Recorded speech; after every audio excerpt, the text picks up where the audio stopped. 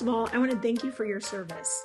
I know what you do on a daily basis there is, you put your lives on the line, and it's greatly appreciated by the residents. I've lived here for 20 years, and Goodyear has historically been a safe city because of our law enforcement. So thank you very much for everything that you do. Oh, thank you. Yeah. I mean, if it wasn't for the support of the community, then, we wouldn't have the great police department that we do. Like it's a huge thing here. Everybody knows it, and we feel it out there when, officers are out and they encounter the community. And I mean, just even on our social media, which I run, the comments usually are like, you guys are the best, you guys go above and beyond it. We hope to continue to provide that type of service to the community. Well, thank you. And for the people, so this is our first time meeting. And for the people that are watching, can you tell us a little bit about you? How did you get into law enforcement and how long have you been with Goodyear? Oh, yes. So I've been with Goodyear since January of this year. I'm sorry, my email is blowing up. I'm so sorry. Just busy. It's okay because yesterday I was like, oh, it's so slow. I tried. I knocked on wood. It didn't work, but Okay. I thrive on being busy. Okay. Okay, so I've been with Goodyear since January of this year. However, I do have 18 years in law enforcement. I spent 17 years with Phoenix Police. I graduated from the Arizona Law Enforcement Police Academy. It was ALEA then. I don't know what it is now. Um, in '08, and I served with Phoenix for that long.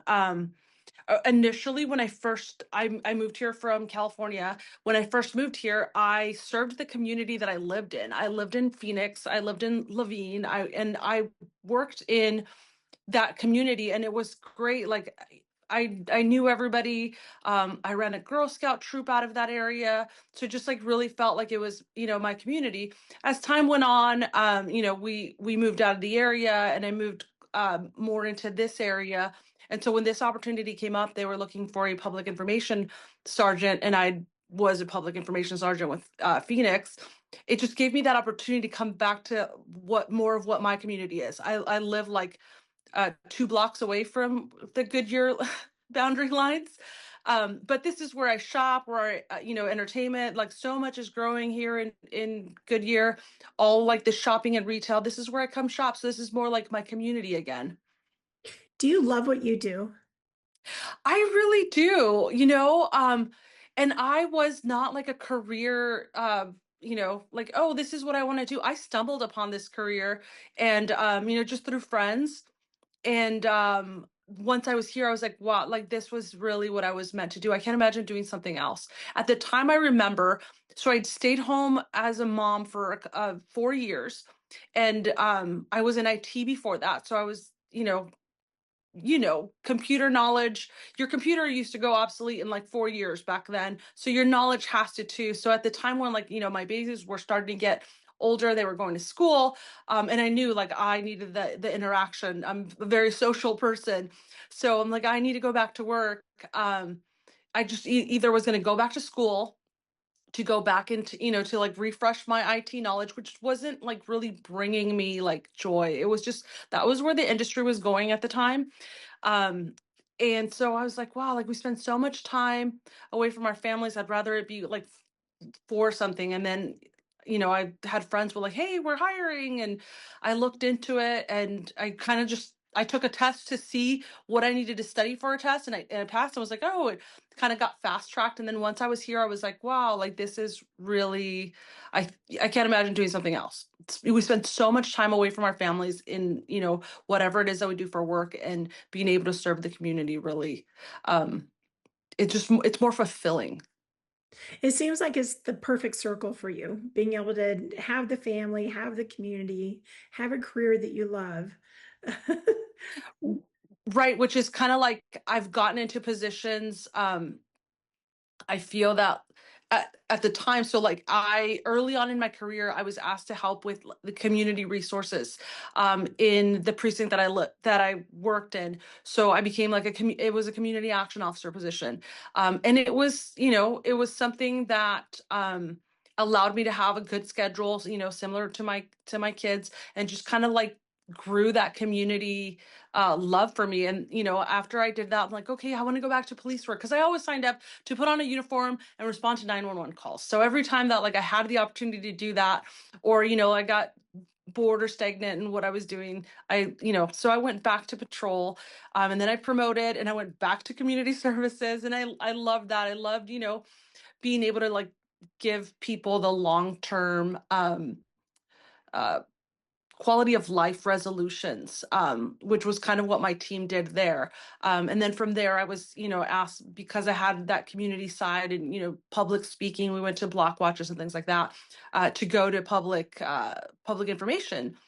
And, that was a totally different career. I learned, so much about media relations and things, and why it's so important to, get accurate information out there quickly, and, the community, safety issues or concerns. And so I just kind of I stumbled upon this career, and when an opening happened here in Goodyear, I was like, yeah, absolutely, back to my community. I mean, not to mention the commute. As we know, the valley has grown so much, and where what used to be, um, let's say, a 25-30 minute commute, I was spending an hour a day, and then that grew and I was like an hour and 20 minutes. So I regained like 2 hours of my life here, being closer to home, and again feeling like I'm making an impact in my community again. Goodyear has a long-standing history of community relations. So years ago, I was on the Goodyear City Council years ago, and Oh. I had a nonprofit called Goodyear in Action. So I helped the city of Goodyear win the All-America City Award in 2008. Oh. And so then started a nonprofit, and I started the Lids on Kids program, where we rewarded the kids for wearing the bike helmets on their bikes to Oh. school and everything. But it was great because the partnership with police and fire was all about establishing those relationships, especially with the kids, and for kids to understand that police and fire are people that you can trust and go to. So it's just been really fun to watch the police department evolve over the years, and that's exciting. And so, not to get too far off of our topic today, because I know you're busy, but let's talk about the virtual block watch. What is it, and how did Goodyear get the idea for it? Okay, so I don't know where the idea came from it, but I what I do know is that we are focusing more on community policing. So our community resources bureau is grown, and as part of that, we're able to add more officers. This is a program that they wanted to implement, which is great. So what virtual block watch is, and isn't. So basically, I'll run you through what happens during a crime scene. So let's say, in your neighborhood, 4 vehicles were burglarized overnight. You wake up in the morning and there's windows broken, and 4 vehicles were burglarized. Typically, what happens, an officer will go out there and they'll canvass the neighborhood. And what we're looking for now with technology, where it is anybody that has ring camera footage, or anything like that. We all have, doorbell cameras now, or, light switches, floodlights that have cameras on them.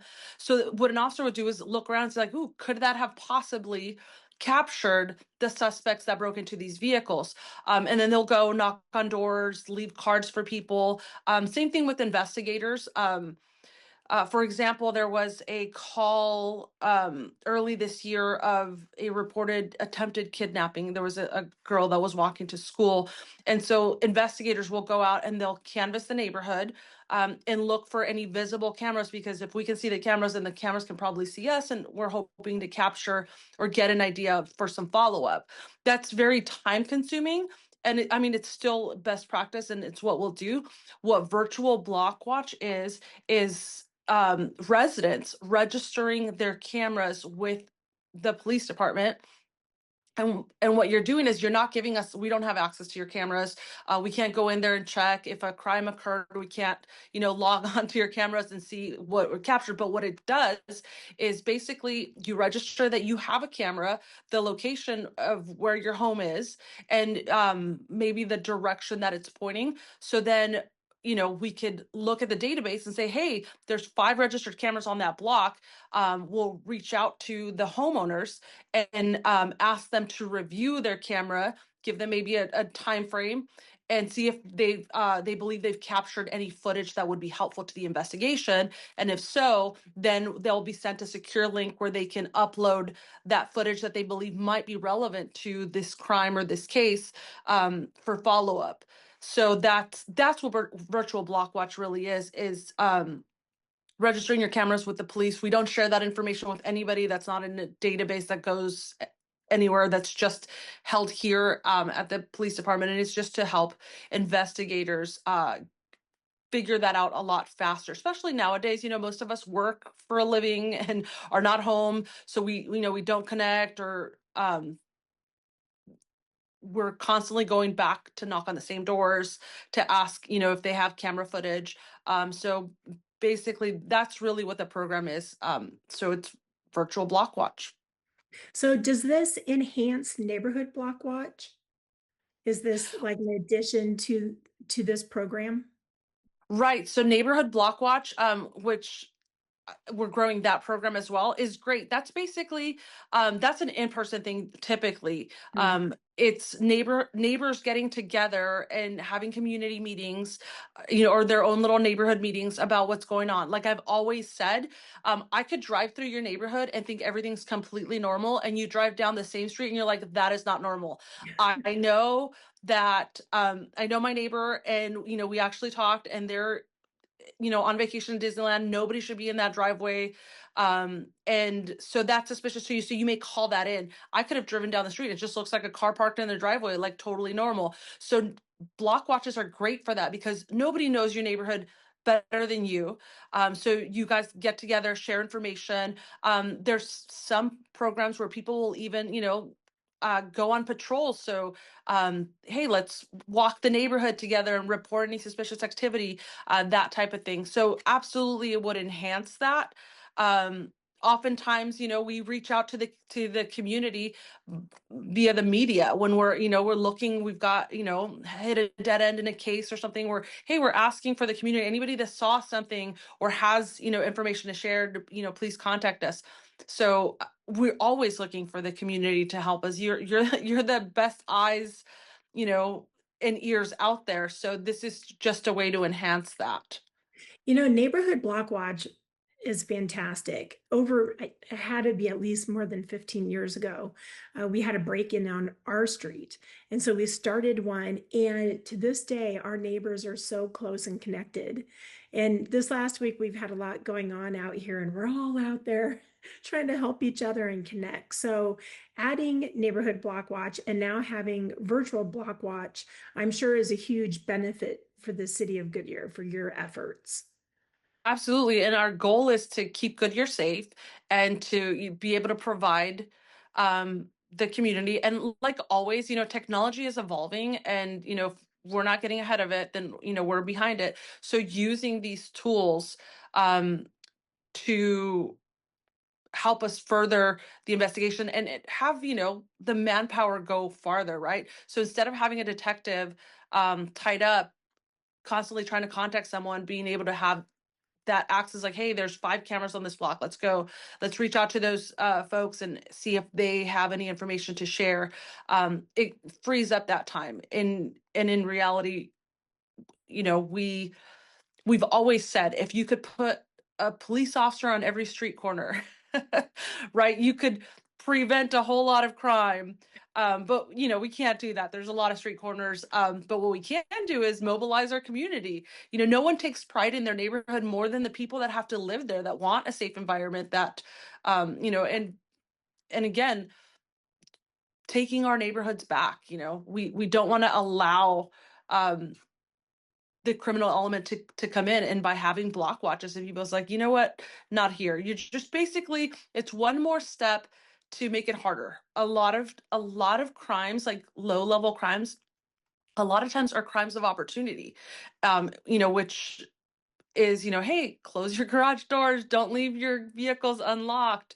The garage door openers in the car in the driveway, like those things that we teach people out there, because sometimes it is a crime of opportunity. Maybe someone walking down the street didn't go out and intend to, but was like, oh, hey, look, the window's down. There's an iPad sitting in the front seat of this vehicle. And so by having neighbors, a lot of times block watches will share this kind of information. Like block watch leaders take some trainings and so forth, and sharing that information, especially I know Goodyear does have quite a retiree community, and a lot of times our elderly community falls victims to a lot, the scams and those things. Back in the 50s, we left our garage door open, and the door's always open. What is that from Full House? Door's always open, and we have that mentality. Like, oh yeah, I leave my keys in the car and my uh, wallet in the glove box, because it was a different time, and so looking out for each other and maybe helping our neighbors with those things. Those are some of the great reasons for block watches.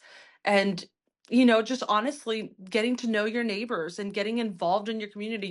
Community involvement is what makes our communities great. So, home cameras have been a real game changer.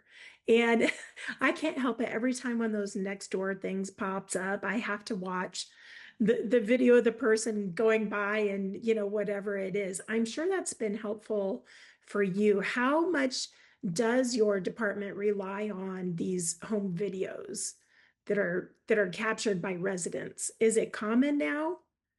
I mean, it is very common. So depending on, the type of crime, it's very common now for officers, if they're out investigating a crime, to go back and see if that can help us solve it. Because ultimately that's what we want to do, is we want to give people closure and resolution. So it's very common. Immediately, officers start looking for, is there camera, anything that could help us locate who did this, so that we can bring resolution. So here in the West Valley, there's a strong partnership between all the cities. And even the Southwest Valley, you've got Buckeye, Avondale, Goodyear, Litchfield Park. And then was the crime center modeled after Glendale? Are you all still sharing the information together? And will these videos be added to the crime center where they can be used by the partnering cities? No, so our real-time operations center that we're building up here, I believe that Glendale was the first one to come on board, and now almost every other agency is coming on board with them. Um, Virtual block watch is not anything that will feed into any of that. The only thing, it wouldn't be any different than what we currently have. So let's say there was an attempted kidnapping or something that took place in our neighborhood, and we find footage and we can get a still shot of the person that we're looking for, and we're not finding it in any databases. What we would do, we would put out an APB, right, like an all points bulletin, it's an attempt to locate. And typically we would share that with other law enforcement agencies. So when we're looking for someone, we would send that out to the other departments. Does anybody, recognize this person? Maybe it's someone from outside of our area, or they're also trying to investigate a crime of that. So that's something that we would share. But no, unless it's part of an investigation that we're working together, I wouldn't see why. And then this so let's say we're talking virtual block watch here, and someone does have footage that may be helpful, that will get uploaded into our um, evidence database here, and it's part of the case. So that isn't something that we would share unless it's relevant to another case. Okay. Is the data retention for the video that's turned to you, does it fall under the 180 days? Are these Uh, videos subject to that retention period as well? yes, unless there's longer timeframes because of the type of crime. So then, Okay. yeah, no, it would be like any other evidence. So instead of, having to send someone out and download the video, I mean, what we used to do was everything was like burned to a CD back in the day, and then that gets impounded. And anytime a detective needed to go back and look at the information on that video from the CD, they'd have to go get it out of impounds, because obviously we have to keep close record of, chain of custody for the case ever going to trial or anything like that. So this, it just makes it easier, but no, it all has to fall under the same regulate, all evidence is heavily regulated. And so, yeah, it would, anything that would be submitted would be evidentiary. So if it had no evidentiary value, then um, it it would have no point in the case. It would just get purged like anything else. But some crimes don't have like big crime, like homicide, sex assaults, and things like that that have really long uh what is it statute of limitations. We'd have to retain that in our evidence databases forever, because there's no statute of limitation on homicide. So you never know, and maybe technology in the future will advance even more, and something elevates the case, and we can finally make uh, closure on a homicide investigation. We would have to have all that evidence there. I noticed Phoenix has this, and then El Mirage has a similar program as well. Do you know of any other cities doing this in Arizona? I know the previous agency that I worked for in Phoenix, they have a virtual block watch, and it's Okay. very similar. I believe that ours is modeled very similar to that, which is, again, it's just a camera registration for our block watch, especially in a city that's that big. And, like here, we're more in tune with our community. We kind of, know know everyone, all the neighborhoods, and, the main leaders here. You've got beat officers. It's like, oh yeah, I had a burglary a few weeks ago, and I know that there's a camera that probably captured that up the road. Like, we're just smaller and more intimate, and we know that. But it's still good to have that registration, because even our investigators, they're not out there on the street patrolling, the beats like the officers on the street are. But it's just another tool for us to be able to cut down the time. And as you know, the faster that we can solve a crime, the better the chances are of preserving evidence and hopefully preventing other crimes from occurring. You'll be asked to review your video footage, and if helpful, you'll be given a link to upload the footage. And don't worry, you don't have to testify in court for providing it. One of the things I thought was really interesting in your social media marketing was people don't have to worry about going to court if they provide this information to you. Was that a concern before, or can you tell me a little bit about that? Right, it always is. So for example, I'll talk about an investigation I had in Phoenix a long time ago. As a community sergeant there, I had a neighbor who had camera footage of a neighboring apartment that they believe were selling drugs, and they've seen, people with guns going in and out of the apartment, and Shannon's Law violations. Um, they had informed us, or the officer at the time, that, hey, I'm willing to show you the video, but I don't want to provide it to you because I'm scared of these people, and retribution for this. So in a case like that, silent witness would be a good solution. So it was like, hey, I want to be completely anonymous. And so that was a workaround. Silent witness is protected. You could provide anonymous tips to silent witness, and you're not you don't have to go to court or testify or be named. So you're just providing a tip. So you're not firsthand uh witness, unless you're sitting there and tell us, hey, I was sitting there watching my Ring camera live as it happened. Then okay, maybe now you are a witness to the crime. But having your camera capture it, that doesn't necessarily make you an eyewitness, because just like you reviewed your camera, you provide that video to us, we can review it and say, yeah, look, here's here's evidence. So, yeah, you wouldn't have to testify in court for providing that information because you're not a firsthand witness. Now, Okay. if you were standing outside of your house and you watched, a violent crime occur, you're probably a witness. You could be compelled to testify. Okay. That's an interesting distinction there. So if my camera gets it and I don't see it, I don't have to really worry about it. But if I witness it, then story. Right, Okay. All right. right. So who will be overseeing this program then with Virtual Block Watch? And are there any third-party vendors? I noticed I tried to go register just to see where the links took me. And you're going to have to help me with the acronym. It was ARCGIS. I don't know if that's ARCGIS or how that's pronounced. Um, Yeah. so will they be overseeing this and the footage, storing the footage? No, we are storing the footage. And that would, like I said, would go into our evidence database. No, I don't know of any third party, but I'm not 100% sure. So the overseer of the program is the same Community Resource Bureau that is over Block Watch and all our community events. They're the ones rolling out the program because, again, this is a community-based program. From my understanding, everything's being housed here internally.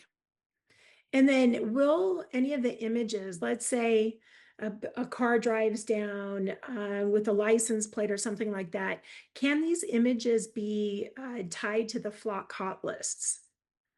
I don't I don't know. So I whatever the footage is, no, absolutely would not feed into Flock. From my understanding, Flock is a camera system, so it has to capture the camera. It has to capture whatever footage is um, on their cameras, and then that's how that gets evaluated. Okay. So no, this virtual block watch and anything provided to virtual block watch would not be entered into Flock in any way. So let's say you capture a license plate footage of a drive-by shooting and that is submitted to us. What would happen is the link will get sent. A detective's going to get that footage and they're going to review it. And with their own eyes, hopefully they can capture a license plate and then we could look that up using police databases, but that would not be a Flock hit. Okay. Okay. And But let's say that it is a drive-by shooting, which is, shooting at an occupied structure that's a high felony, and we are able to read a license plate from the footage. We can then enter that into, hey, Ebola, we're looking for this car. It was involved in a shooting, a drive-by shooting, and then put that into a hot list, like you said. So then if Flock picks that up in an intersection somewhere, it can notify, hey, your vehicle was, north on Estrella Parkway, at this time, that you told us you're looking for because it was involved in a drive-by shooting. okay. And then But flock. those images would not ever be uploaded to Flock. That's not how they wouldn't talk to each other. Okay. And there's no point to or reason why we would ever upload those images to Flock. It would just Okay. be we would manually enter a BOLA. We're looking for this vehicle in relation to a felony, and this is a license plate. So if that license plate is independently captured by Flock cameras or LPRs anywhere in the city, we would get a notification, hey, your license plate was picked up.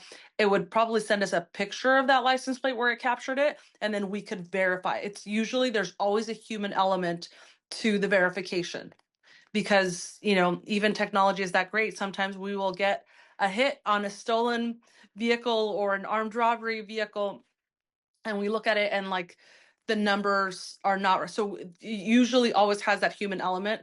Typically it's our dispatch will then look at it, it's like, no, that hit was, inaccurate, or we have the same license plate but it's different states. So it's like, yeah, no, that's not the one we're looking for. We're excited about how this program will strengthen community safety, but its success depends on you. The more residents and businesses who register, the stronger the tool becomes in preventing and solving crime in Goodyear. Well, thank you for all you do. Is there anything else that you can think of? No, I think we covered the basics. Just the important part is for people to know that, like, in no way, you're not giving us passwords or usernames or access to access your cameras. You're just telling us that, hey, if a crime occurs on my block, I have a camera pointed in this direction, and so I might be able to help solve this crime. It's the same thing that people are doing on Nextdoor nowadays, where it's like, hey, I had a porch pirate. Did anybody see anything? Like, hey, my camera caught a license plate. Like, I see this all the time. You guys are the sleuths out there on Nextdoor solving, some of this You stuff. know what cracks me up is that people still do these crimes in front of houses. I mean, doesn't everybody know that there's a camera watching? Apparently not, or they just don't care. Yeah. Yeah. The other important part is always, if we're talking on Nextdoor, a lot of times these communications are going on and people don't report to the police. So if you have information on a crime and you have something to actually share, also please do call the police. And oftentimes you'll see is like, I did call the police. I'll tell you, we looked that up and there was no calls for service. So make sure that you do report it to the police if you have, captured a crime or anything like that. If you see something, say something. Absolutely. That's how we can keep our neighborhood safe. All right. Well, thank you so much. And I'm sorry I took up so much of your time, but I really, really appreciate it. Nope, you're good. Thanks. All right. Thank you. Have a Okay. great day. Bye.